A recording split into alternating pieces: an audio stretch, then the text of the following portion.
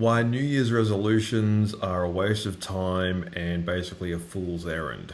Now, if you are sort of really into the whole like self improvement part of your life and you've got like a bucket list of things to do and you're really determined to kind of make a difference, I guess, then yeah, please disregard what I have to say. But if you are interested on maybe not getting yourself too worked up when it comes to not really achieving the things on your homework assignment, then this might be the video for you.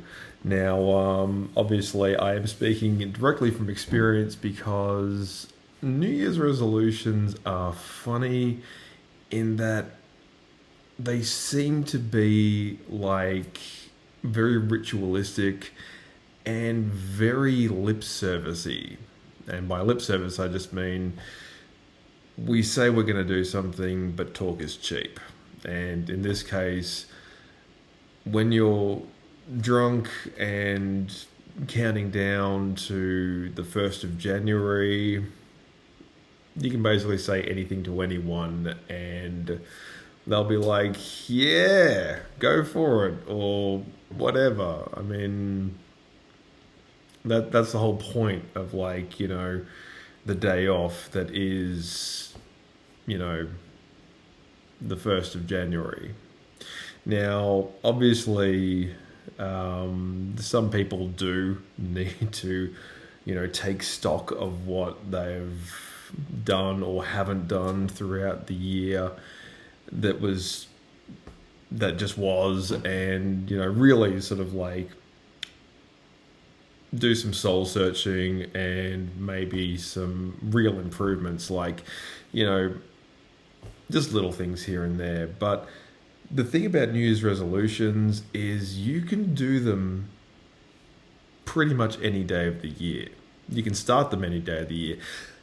That is basically the strength of a New Year's resolution and its inherent weakness. It's because today was exactly the same as it was last year. In fact, it's been a full year since every day since that day, if that makes sense. Now, it's sort of like a clock is right twice a day.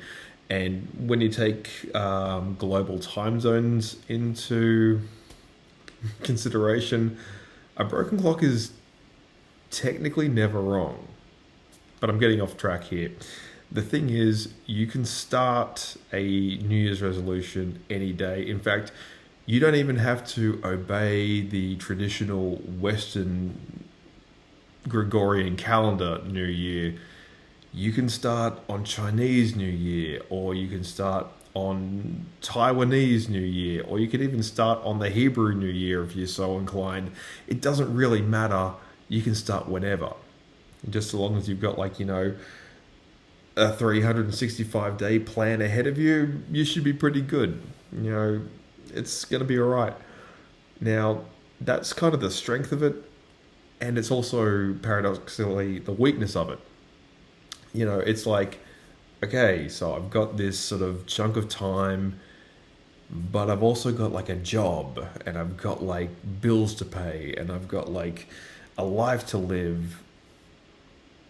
Do I really have time to do all this sort of minor tweaking and fixing up? And at the end of the day, is really anybody going to notice or care aside of myself? And the answer is basically yes to all of those things. However, if you go into the new year just thinking, well, you know what? I survived the previous year. I'm healthy. I've got some money in the bank. And everything is actually doing all right. I don't need a compounded interest of guilt from the previous years to be weighing me down. And at this point, I'm fine the way I am.